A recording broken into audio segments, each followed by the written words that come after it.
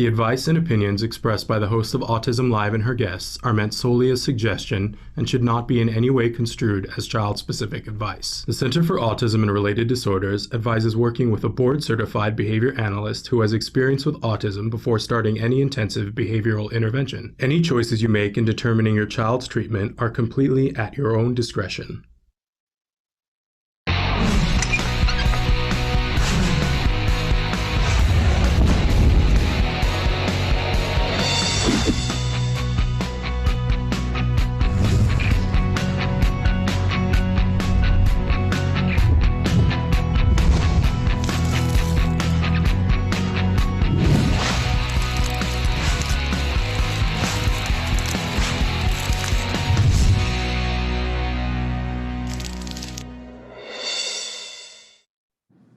Good morning and welcome to Autism Live. I'm Shannon Penrod. We're coming to you live from many locations this morning, and it is Wednesday, so you can see that we have Evelyn Kung with here for Ask Evelyn Kung. Good morning, Evelyn. So thrilled to have you here with us. I'm going to take care of some quick business, and then we're going to start talking with Evelyn. And a couple of quick things. First of all, the show is live. We are live. It is Wednesday. I got to check the date, August 5th. So we are live right now. Some of you may be watching us later on, but for those of you, I know it's confusing, right? But we are live right now if you're watching us on Wednesday, August 5th. And there are lots of ways that you can interact with us. We always love to interact with you, whether we're live or you're watching us later on. So let's go through some of the different ways that you can get your questions, concerns, comments to the show here, and that we can interact with you. So first of all, we are live right now on YouTube, on Facebook, on Periscope, Twitter, and on our homepage, autism-live.com. We're live in all of those places. Later on, we will be recorded in all of those places, but we will also podcast as a free download to iTunes, iHeartRadio, Spotify, and Deezer.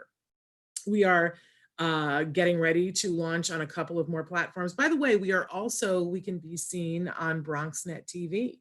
If you would like us on your cable access channel, all you need to do is write to us and give us the name of the person at your cable access company that would handle that sort of thing. We're happy to be on as many screens as we can possibly be. We do make, our litmus test of where we can be is that if it can come to you if it can come to you for free, live isn't as important, but we want it to be we don't want this to be an extra cost for you. How's that? We want this to be a free resource.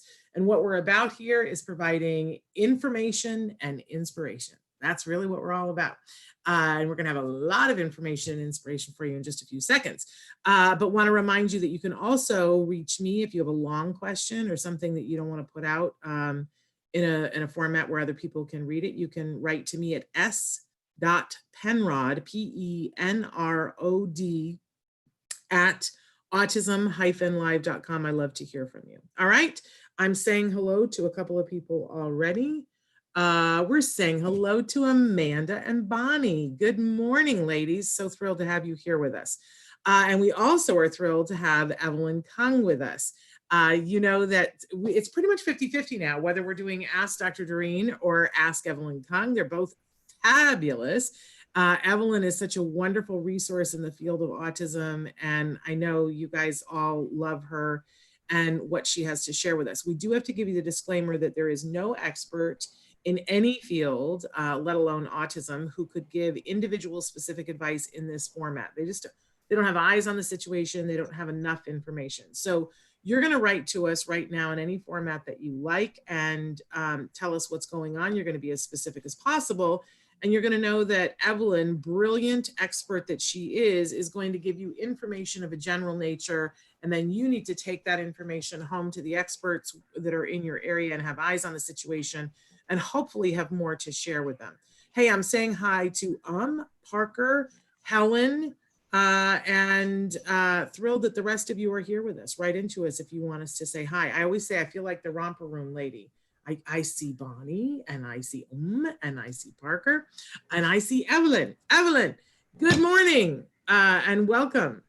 Good morning. Thank you for having me.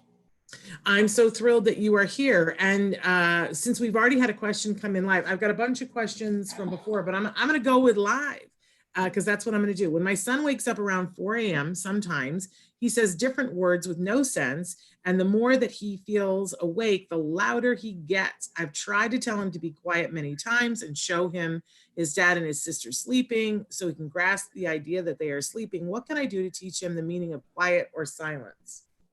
Well, I guess the main question here is really what type of therapy is he getting and how, is he learning? Like if he is getting an ABA program, there is a voice volume practice that you can go through. First thing is you have to receptively play a sound, and it can be anything, and ask him to identify like what is quiet and then what is loud. And then you can play a game of matching where you say something and he has to match it in the same voice, and then have him label it so that he knows what quiet and loud is. And then from there, you can like have him say something, but tell him like, say it in a quiet voice, say it in a loud voice, and give him some control over being loud or quiet. And you never know with this kind of behavior, how it's been reinforced too, because if it's been going on for a long time, he might know that if he's loud, someone comes in, to see him. And when he's quiet, nobody comes in. And so it can also have that behavioral component also, where maybe this is the way he communicates to you, how to get you to come in the room. And so then that would be another skill that you could teach him, is that when he wakes up, you can redirect him. So maybe while he's asleep at night, you set out some toys for him to play, so that when he wakes up, he has something to do. And that would be a whole practice of teaching him to wake up and how to get access. Or if you know that when he wakes up, he wants water or something to drink, you would have it all placed in there for him the night before, so that he can get access to those things on his own in a safe manner, and within his room or something. And then of course, there's also the act of teaching him how to come get you instead of waking everybody up, how to come and tap on you like when you're asleep and wait for you to respond, and not just yell out, some kind of babbling. So it's not just like one little skill of teaching, him to be quiet or not. It could be multiple on many levels on why he's doing this, how he's doing it, and does he have the replacement behaviors to, take care of it if he is doing it for a certain purpose. And I think, you've touched on something that is part of what confuses a lot of us as caregivers. And we didn't even say what you do and what your job title is and where you work.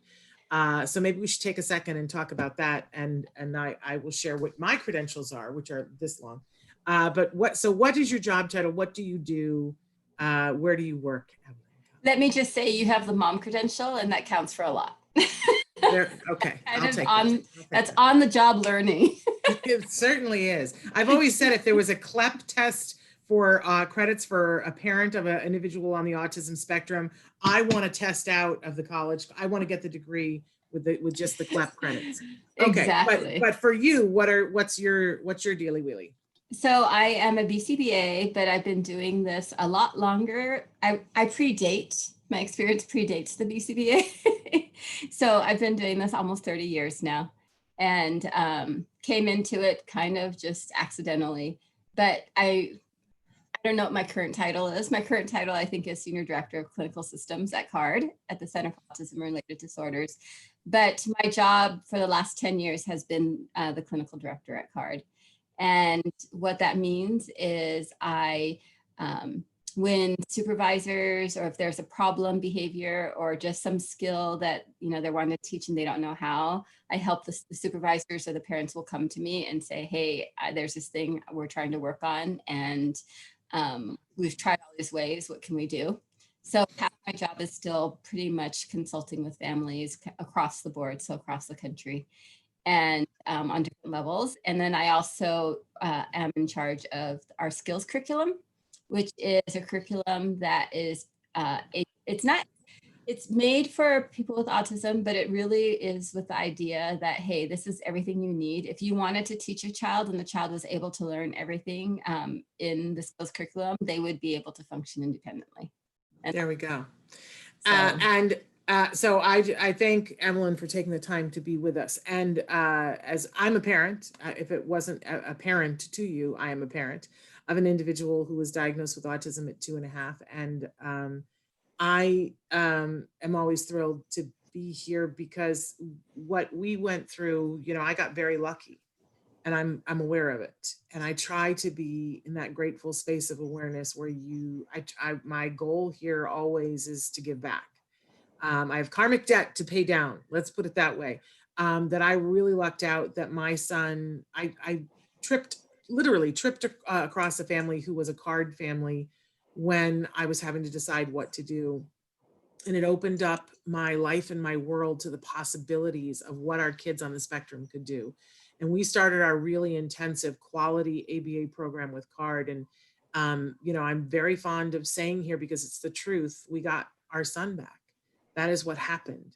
And that I'm very lucky that now my child is 17. And, you know, yesterday, normally he's about to be, he is an emerging senior. And normally we would have spent this summer looking at colleges. How amazing is that? So we were having to virtually tour colleges yesterday. And because that's the world that we live in. And we were laughing at some of the virtual tours, just laughing ourselves sideways and picking things out in the pictures. Like I couldn't believe some of it, because I think these colleges threw these things up with this much notice, you know. But in one place they showed the student lounge and it was all boarded up with plywood and we just laughed and laughed. And I, at least 3 times yesterday when I was talking to parents, I said, you know, if somebody had told me when he was 3 that my biggest concern as he's entering his senior year is a pandemic and that he's fine and social and whatever, I would have wept. It would have driven me to my knees and I would have wept with joy. And so that's the space from which I'm coming. I want you guys to be lucky as I am to find what you need and what your kiddos need. And we always say here that we're here for the whole autism community. If you're on the spectrum and you are writing in, of course, it starts with you, right? But we also, you know, want to support everybody who loves those individuals. So that's what I'm here for. Okay, so our parent that was talking about the sleep issue when he wakes up at 4 o'clock in the morning, she wanted us to know that her son is 7 and functionally verbal and that they are starting ABA services in September. Woo! And that is going to rock your world. And you know, make sure that you're talking with your ABA company about all the behaviors like these kinds of things so that they can be looking at them, right, Evelyn? yes, definitely. And realize there might be a little lag time depending on who the child is. Sometimes what you need to do at the beginning is just work on kind of basic compliance and kind of how the basic learning goes before you work on an abstract concept such as loud and quiet. Okay, sometimes you have to go through some concrete steps so he starts to figure out what the learning is, how to learn things. And it might require really at the object level where it's very concrete information first before you can actually teach a concept or an abstract concept like volume. And she says when he comes to our bed, he still vocalizes words, but he whispers them. And that's improvement, right? And I know I started to say something else before. I've talked all the way around in a circle. Can you tell I'm discombobulated this morning? But I want to address this first and then I'll go back to that. So it's so important as a parent to know, what is it we're working on? Are we working on him not getting out of bed or are we working on him whispering when he gets out of bed? Right? Like, because those are 2 entirely different things and you can be working on both of them to some extent, but what's the most important, right? So if he's already whispering when he comes to your bed and that's really what you're working on, then that's what you would reinforce, right, Evelyn? Yeah, and I actually, with that additional information, I can give you an idea. Okay. So he probably whispers because you whisper when you're talking to him in your bed. Mm-hmm. He's just copying you. So if you are getting up to tell him to be quiet in his room, when you walk in his room, you actually should be whispering to him in his room. And there's a good chance he's just going to imitate you because he's probably learned that behavior when he's coming to wake you up in your bed. And so there's a chance that if you go to him and only talk to a whisper in his room in the early morning, he might just start doing it because he's imitating you and for no other reason. So that's a really great talent to have. There you go. There you go. Isn't that wonderful? Because being able to imitate is like the base skill that you need to have to be able to do everything else, Yep. which is really super cool. So the thing that I started to say, which led me down the path of why we're here, is that as parents, a lot of times we'll be trying to do something and we don't understand why it's not working. And the thing that you said, Evelyn, that I said, that's the thing I want to discuss, is you said there's so many different skills here. And it could be so many different things. And that's what we need to recognize as parents, is that in every single moment that we are all here, there's a lot going on. And that since our kids can't tell us all the things that are going on, that's why we want to work with really good ABA professionals who can help us to identify that. So there we go. I want to move on to, I love that so I don't love what they're saying, but I love that this person is writing in. My question is about the police. Is it normal for autistic people to be afraid of the police? Since the incident in Arizona with the officer falsely accusing an autistic person of being on drugs, I am afraid of driving and law enforcement in general. And this individual goes on to say he wanted to share some advice for the mom and say, my advice as an autistic adult is to tell your child that whispering is quiet, for an example, that he may not understand that whispering is quiet. I love that. And he says that I gave an example of ABA working and that he feels that he also is an example of ABA working. So thank you for all of that. Let's go back and talk about the police though. Is it common for individuals on the spectrum to be afraid of law enforcement, Evelyn? So I am going to assume that this person is a high functioning, whether it's a teen, adult, or whatever it may be. Well, they're driving. So yeah, they're driving, so they have skills. So one of the things just to realize is the things that you will see on TV are the things that are abnormal. Okay. So I know that there are many even, neurotypical people out there who don't watch the news because it just freaks them out. It's so scary to watch all the things that are happening. But one of the things to acknowledge is that what you're seeing is abnormal. So, or should not be the regular, duty of a policeman. Okay, so there is, I know, depending on the group that you come from and your experience with the police, there are different, different experiences that people have, and those different experiences influence how you think about the police. That's why everything that's going on right now, in our society about police is a big deal right now.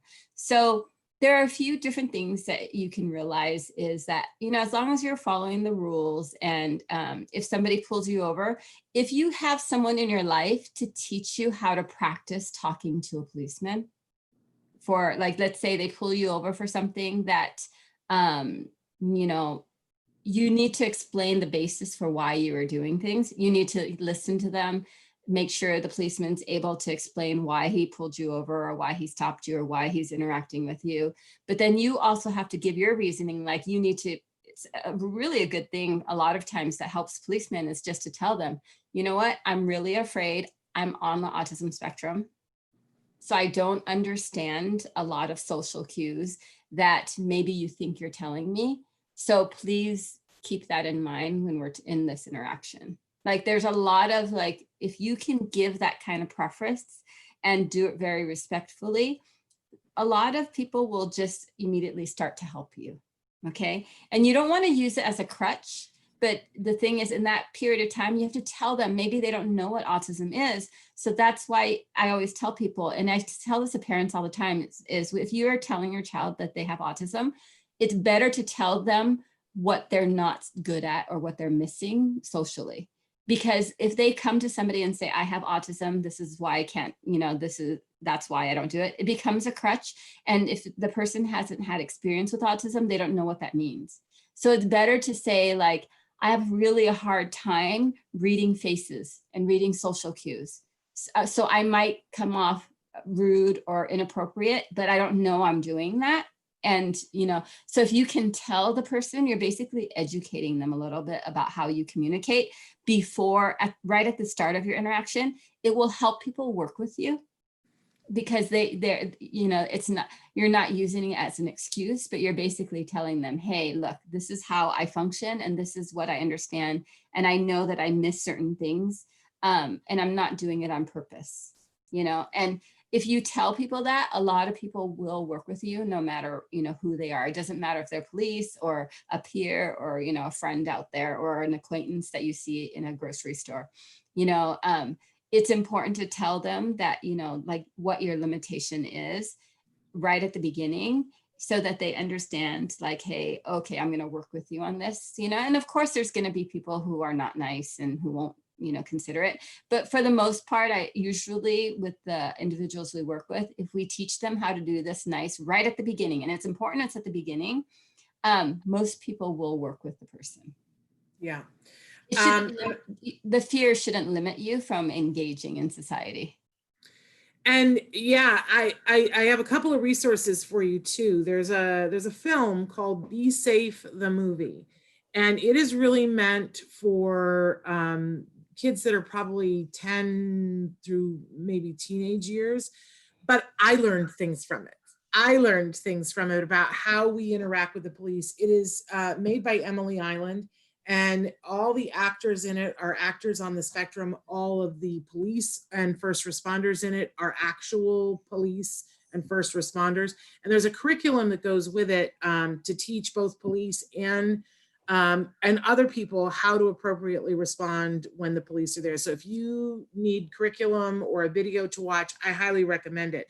But here's the other thing. One of the things that Emily and her son Tom do is they go to police departments, and usually the city will pay for it, and they do an interactive thing with individuals in the community and the local police. And I would highly recommend seeing if that's something that your local police would pay for and attending that.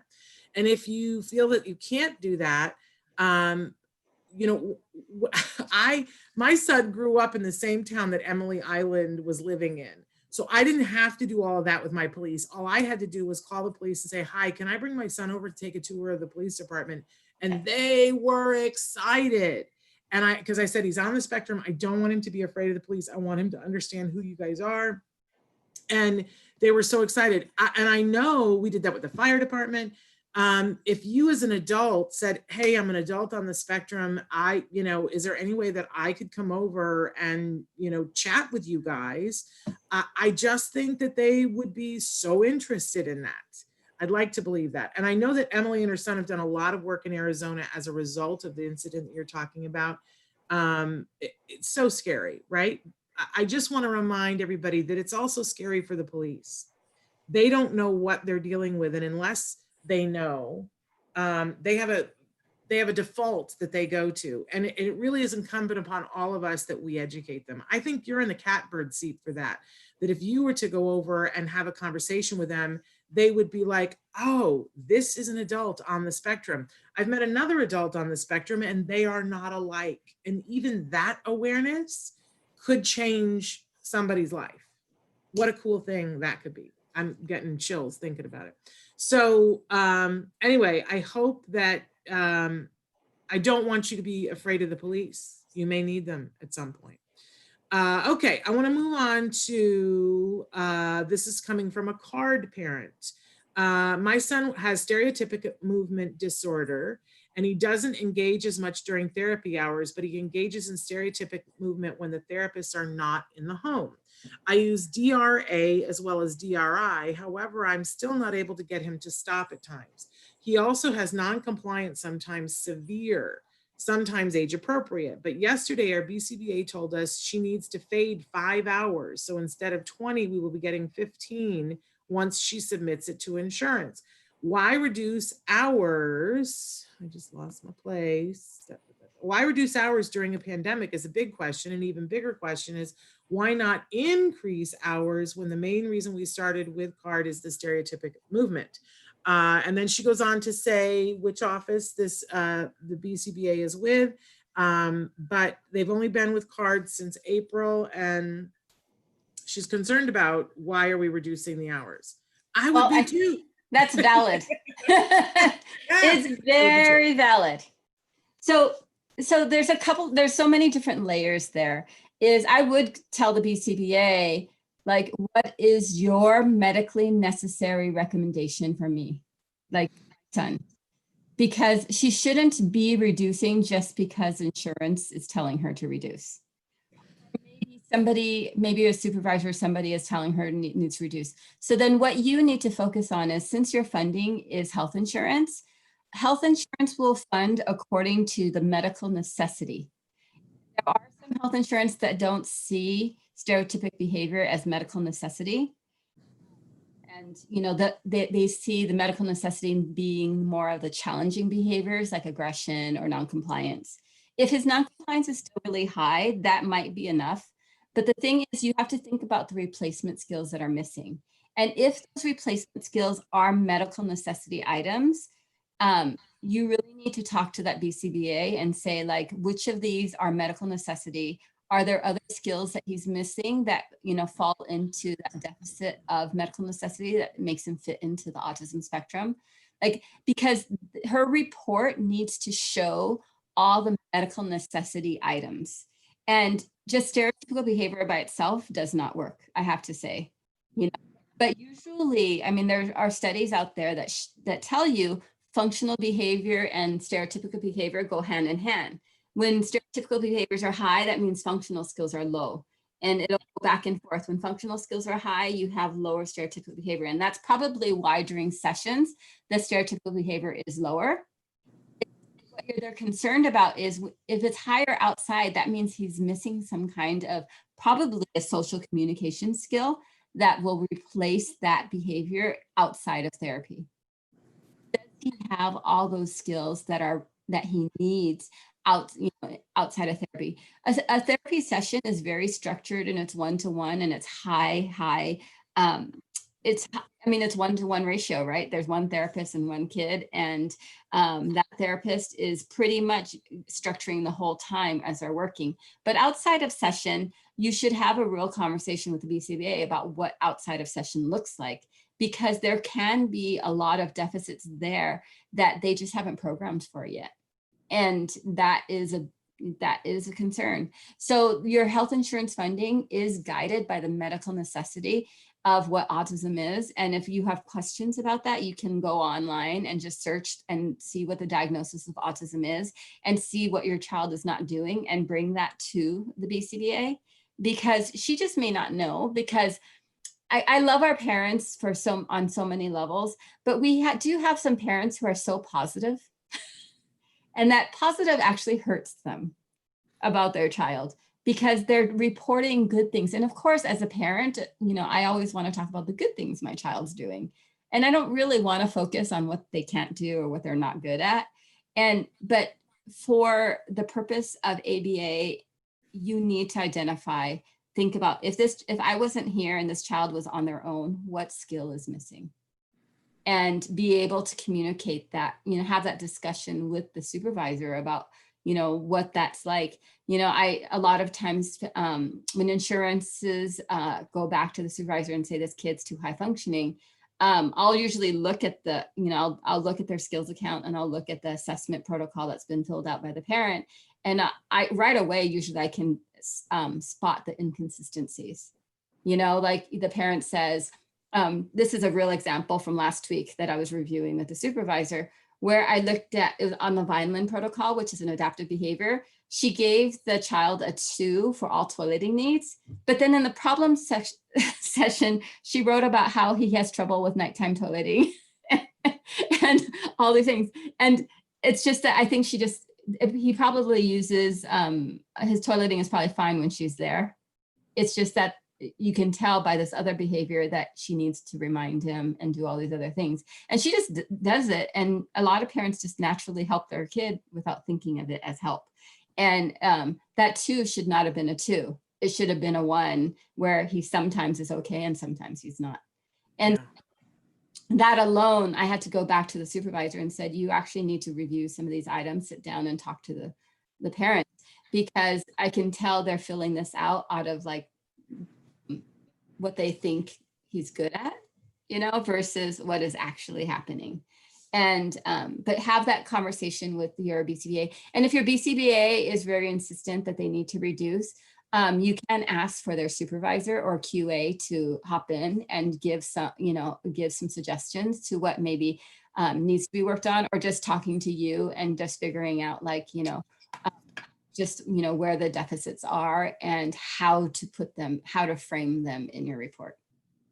Yeah, and I have the privilege often of, for our card parents, we do PTA meetings on Mondays and Tuesdays, and on Wednesdays I do an orientation. And on tonight's orientation, if you are a card parent, and I apologize to everybody, it's just for card parents, we're talking about challenges that you will face while you're doing ABA and how to overcome them. And this is one of them, is that, and often I find, because I will talk to parents every single day, and then I, have an opportunity to talk to their supervisors, and I see that, the supervisor is like, I really want to help this family, and the family is like, we really want the help, but sometimes we as parents, we think that they're mind readers, and they're not. And I've had the situation where a parent came to me, and I'm not saying that this is your circumstance, but recently a parent came to me and said, they're reducing my kiddo's hours. And I said, why? And they were like, I'm not entirely sure. And I was like, well, that's the first question, right? Like, why are you reducing? And then I went and said to the supervisor, just to save time. So before the parent could do it, I was like, hey, I'm just curious, why are you reducing? And they said, oh, because the parent keeps turning down sessions.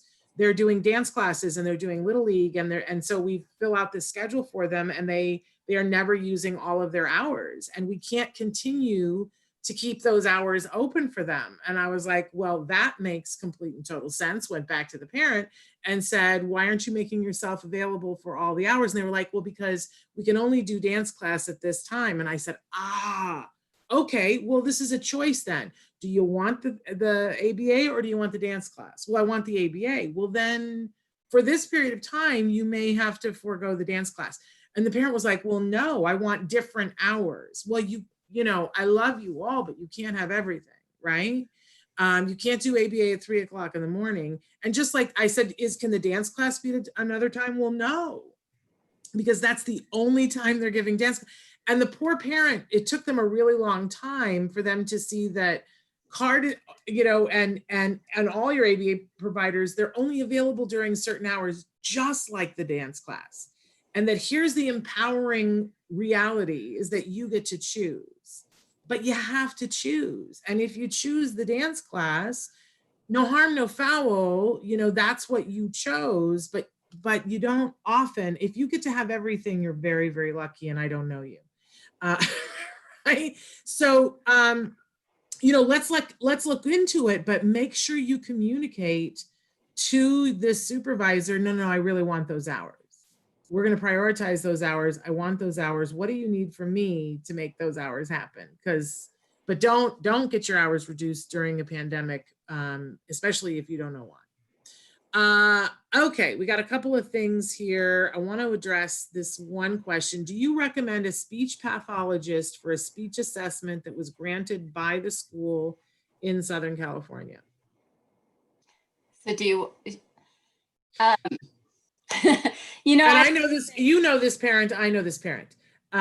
So because they've written in before. So they have an assessment they have an IEE through the school. They can get assessments. So for the speech portion, should they have a speech pathologist do it? So if I know this person, they should email me, and I need to look at the kid. There we go. And I might be able to give recommendations for what test to give. Because one of the things is school speech psychologists or speech therapists, they run the gamut just like everything else on skill level. They can be from really good to really not good. And assessment wise, usually they can do it, but usually the problem is they don't give the right test. So that's what my experience has been. So like I had a child who definitely had speech issues and I really wanted an assessment, and the person was going to be available. And I said, oh, great, have her do it, but have her do this test, because this test will actually find all of the deficits that we need to find out about. But she didn't listen. And she did this other test. And on that test, he showed up as average. And so then I was very annoyed, but then I said, okay, at that time I was doing a lot of, so I said, let me do this other speech test because we have it at CARD. And I did it, and he was way below average in all the areas because it was a much harder test and more defined. And so then at the IEP, we presented both. And I just said, look, we requested this one because we knew these areas needed more evaluation. And this is why we recommended this one. And the speech therapist was not happy with me, but it was a need, because on one it showed he was average, and another one it showed he had like the scores were way below average, like in the bottom 10th percentile across the board.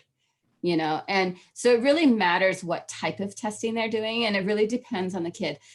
And depending on who you are, our kids are also different anyway across the spectrum. That's one of the reasons we can't just tell you what to do. But most of the time, the assessments at the schools they're good at it. The SLPs, it's just choosing the right one that fits for your child, that will really get to the nitty gritty of what needs to improve, what the deficits are for your child. So if you have access to me, my email, and you can email me, and I'll look at your child and try to figure out what would be a good test. And we have a CARD parent asking, saying that they would like to come to the PTA meeting and they want my email address. So my email address is s.penrod, PENROD @autism-live.com. But if you will look, maybe look at your spam filter, every Monday morning, I send you an email with that schedule of what's happening on Monday, Tuesdays, and Wednesdays.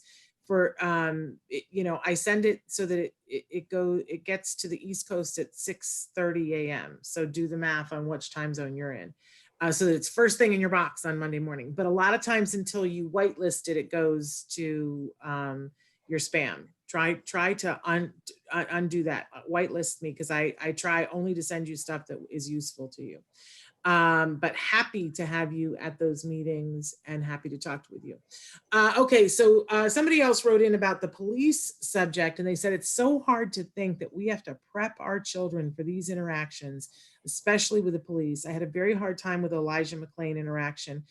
Listen, I think, we live in interesting times, right? And I mean that not in the good sense.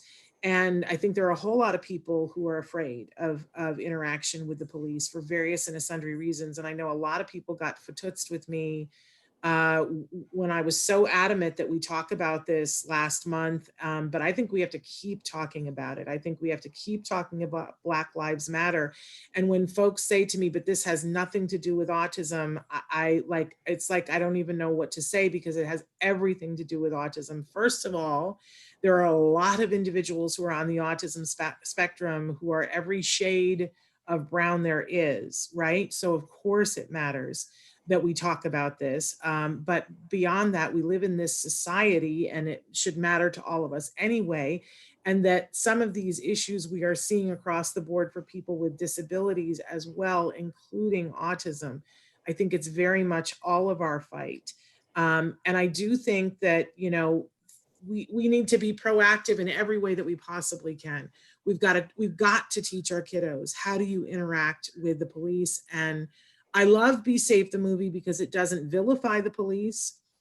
It empowers kids to understand, and adults to understand what is happening. It teaches them perspective taking, because it shows them an incident, and it shows it from the perspective of the kiddo on the spectrum. It shows it from the perspective of the police, and it shows it from the perspective of the community. And it's very enlightening for the kids to see it from the police's point of view. And it shows a kiddo who is, he's in a 7-Eleven or whatever, a corner grocery store, and he gets something and he's walking down the street. And in a different grocery store, there's a theft, and the description matches our kiddo. and he's walking and the police pull him over and draw guns on him.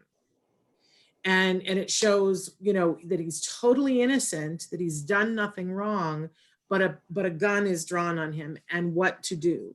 And I think it's important that we do prepare our kids, that we prepare ourselves, that we not put our heads in the sand, that we have discussions.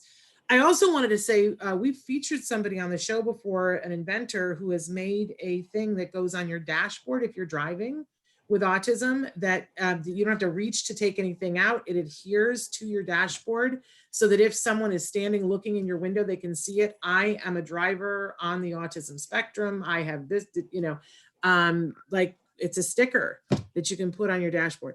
We have to do everything we can. On the other side, we have lots of individuals who are training the police as well. Mhm. That has to happen. That has to happen. And we all need to be pushing for that. I'm sorry, I just got on a soapbox. Would you like to say anything, Evelyn? Well, one of the things that because I've been doing this so long, one of the things I'll recommend it to all the parents I work with is to do kind of what you were saying, Shannon, that you did with Jim, which is, I always recommend families do the local fire station tour, do the local police station tour, so that people can get to know you and your child as they grow up. Because there is an element of safety in that they know who this child is. More people know who he is, so that if they happen to get into a situation where this person is involved, someone will know him, or even if they don't know him directly, they're like, oh, it's that kid that comes in, you know, and come in. I recommend that they go yearly, just like and it's been pretty neat in the smaller cities. Like there's a city that's 2 hours from here where I think the population is 100,000. It's a big tourist trap. The families, they've been doing this since he was 3 and he's in his 20s now. And we always laugh because when he's out and about with his, whoever's with him, people will come up and say hi all the time. And sometimes the person that's with him doesn't know who the person was. And sometimes it's a policeman, sometimes it's a fire. And like, it's random because everybody knows him. Everybody knows him. But it's so cool because even the person with him will say, like, I was a little scared. They came, you know, they approached them. Yes. Like, who's the person? But they'll like, hey, and they're saying hi to him, and you know, and he has no problems. Like, you know, he has limited vocalizations, but he can do the hi and the wave and like smile and, you know, all of those things. And how great is that? You know, people know him, and he has a community. And as a parent, he's safe. People know him. You know, people know him, that even if the person interacting him with directly may not know, if somebody, you know, if he gets taken into the police, you know, we don't want that to happen, but somebody else will be like, oh yeah, I know that kid. Stop. Yeah. You know, let's go call his parents. They're the family that lives on this street. Yeah. At Jem's grade school, there was a tree that was planted out front with a plaque because a little girl had died while she was going to school there. She had pediatric cancer and died. And so there was a tree with a plaque, and he was fascinated with it, just fascinated with it. He always wanted to know, what did she die of? Why, you know, fascinated with it, right? And one day there was a thing where they were posting the classes. I think he was in 2nd grade by that point. And they were, you know, you had to go to the school the night before school to see who your teacher was and which class you were in. And everyone, the whole school and all the parents are there. And it's crazy, right? And somebody asked me a question and I blinked and my child was gone. And I sweat, panic, and was screaming his name. And, you know, it was like everybody stopped. Everybody knew him at that point. Everybody stopped. Everybody turned around and somebody said, he's right here. He was by the tree. And I remember thinking, oh, thank goodness we have a community where everybody knows him, and no one looked away, and we were able to find them. We all need to build that as best as we can for our kiddos where we live, which is just amazing. All right, we're starting to run low on time here. Do you have any helpful resources for me being my son's BCA? And I don't know whether they mean BCBA or BCAT. They say I'm doing a parent portion instead of typical virtual ABA sessions. I'm super involved in therapy and willing to do anything. IBT? Yeah, IBT. You can have, if you have a BCBA consultant, they can give you skills or exercises and things to do, you know, depending on what you want to work on. They can give you instruction and guidance, and not just techniques, but really looking specifically at him and saying, what does he need at this point? I love the parents who really go, like I did a consultation with a family 25 years ago, more than 25 years ago, out in Iowa. And last week I did a road trip and drove by this, they live in a little town of 80. And I wanted to find out what happened to this family. Like, you know, I just really wanted to know. So I started emailing people that I knew that knew them still. And I found out the mom is now a BCBA. And that was so great just to see. And so, you know, like if you're that involved, just there's so much, I mean, it's really unending, because all ABA is a method of teaching. That's all it is. You know, once you know, it's like for our families that have kids who, let's say, love to read and learn to read really early, we're not going to say, no, you can't read. But if we know that child can read and prefers reading, as a neurotypical family, you're going to go and start giving books to that kid because you know that they read them. And then this is the same way with ABA. It's teaching our kids how to learn. And once they figure out how that learning goes, the parents can use that as the method of, this is how my child learns. So I'm going to, and you start to teach it naturally, because you don't have to think of it. You just know that this works for your kid, and that's how you teach them. I have a little announcement, and I don't always remember to do this, but Skills and IBT, the Institute for Behavioral Training, have joined forces, and they have been giving away free stuff, free trainings throughout the pandemic. And each week there's an update. So let me read you this week's update. For the educator community, this week they're offering their series, Educator Useful Strategies, and that's available for no charge. So if you want your child's teacher to have this, you know, you're going to want to get a paper and pen ready. I'm going to give you a phone number where you can call to make that available to them. They are also, there's the parent e-learning courses, and they are specifically designed for parents, things to help them with ABA. And they're offering those at no cost right now to parents if they would like, and the whole library is available, but you're going to have to call them, and I'm going to give you the phone number in 1 second. There is also, they have RBT training, which is, it functions as both RBT and BCAT. There's a course that's roughly a 40-hour course, and this is what therapists, the beginning course that they take in order to get classified as a registered behavior technician or a board certified autism technician. That's a RBT or a BCAT. There are additional things you have to do for certification besides taking the coursework, but the coursework is the first part, and it's about 40 hours. Right now, for parents who are highly motivated and want to do that on a case-by-case basis, if you'll call the number I'm about to give you, they are giving grants to parents who are highly motivated to take that course. If you paid for the whole thing, it would be around $440, and they're granting that to families if families want to do exactly like what you're saying. I want to know everything because I want to be the best technician working with my kid right now during the pandemic. In addition to all of this, if you are interested in anything that is a skills related product, whether a membership to Skills or you just want the BIP builder, whatever it is, you can get a 10% discount if you call them and say that you saw it on Autism Live. Say you're friends of Shannon, it's the friends and family discount. So all of these things are available by calling this number. Are you ready? Is your pen poised? 877-975-4559. That's 877-975-4559. Get yourself some free training. And there's something for everybody there, and they're top-notch people like Evelyn and like other expert guests that we have and have had on the show. Okay, so anything you want to add to that, Evelyn? Nope, I think that there is a wealth of training that's available to you guys right now. And as parents, You go and learn, and you'll start not keeping ABA separately from your daily interaction. It just kind of melds into how you interact, and it's very helpful. Like my kids unfortunately had the experience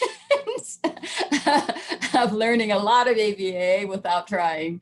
I brought it in without knowing. Okay, so I got a couple of questions that I want to get to before we're out of time here. And somebody wrote in and said, I just had a friend who's a mom of a 2-year-old and they just started ABA. She said that the BCBA did an intake, asked her questions, and now an RBT is taking ABC data. She said no assessment was done. They haven't told mom any skills they are working on. The mom said the RBT has no paperwork with her when she's with her son and only spends about 30 minutes with him. The rest of the time she's on her laptop. What are your thoughts? Well, anything that she's typed, we are in that electronic age now where things are digital as opposed to paper. And, everybody is at their varying stages of accepting that as data or not. But she should be engaging. All ABC data is what's the behavior, what happens before the behavior, and what did you do after the behavior. So it's in the ABA world, that's completely valid. If she's writing down all this information, if she writes it down and she sends it to the supervisor, you have the right to access it because it's a medical record. So you can ask for a copy of what she's doing. And that's basically the way of assessing a behavior, okay, a challenging behavior. As opposed to, as the idea of they didn't do any assessment, there is a question about, when your friend's child got the diagnosis, was there a full neuropsych assessment done at that point? There should have been, in order to get a diagnosis. You don't need it, but to be thorough in terms of documenting deficits, and what the child's able to do and not do, you should have given them a diagnostic report that should have had all this information testing on it. And one of the things that is lacking in the ABA world is BCBAs are not trained to read diagnostic assessments or neuropsych assessments. So if that is an issue, you do want to go back to whoever did the testing and the diagnosis. And maybe you want to have your BCBA collaborate with that person so that they could interpret all the information for the BCBA and the BCBA, to know what the child can and can't do or what the deficit areas are. That is an opportunity that isn't used widely enough by families. I have that training, so I go back and I'm always deep into neuropsych assessments, but not a lot of BCBAs do. But that is something that you can have your BCBA collaborate with whoever did the testing to just do the interpretation and tell them. But otherwise, if you have a BCBA and an RBT and they're collecting that type of data, all of that is valid because they're going to put together what we call a behavior intervention plan from that information that the RBT has been writing down. And then from that, they should also have a whole skill acquisition section of replacement behaviors that the child should be learning. And one thing great about starting at 2 is they're behind, but they're not that behind. And what they're behind with is really basic skills like non-vocal imitation, learning just how to use their body and imitate, behaviors, how to do vocalizations. It's developing those fine motor skills or oral motor skills so that they can have the ability to do that type of imitation. And that 2-year-olds are to play, attend to stimuli around them, just really great things like that. And so sometimes at a 2-year-old level, it doesn't look like work, and that's okay. Okay. Probably the last question of the day. My question may sound immature, but my daughter has GDD, which I believe is global developmental delays associated with cognitive delay.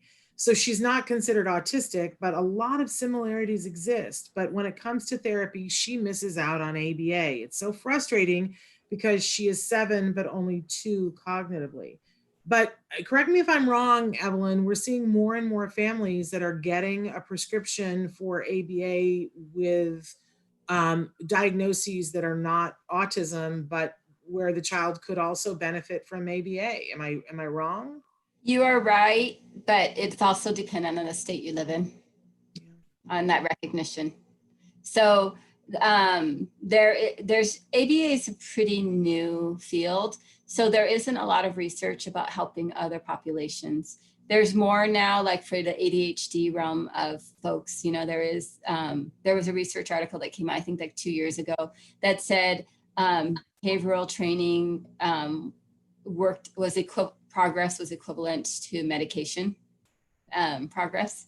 And that made the opening for a lot of like getting ABA for ADHD and a few other types of diagnoses, but it's not a widely accepted. So you might have to fight, on this end. And then this is where she's 7. So it's very valuable for you to figure out how to get these services, whether it's through ABA in school or ABA through like more of, in California, it'd be regional centers, trying to get, assistance in another way. It may not be, there is no law that supports ABA for medical necessity for health insurance carriers.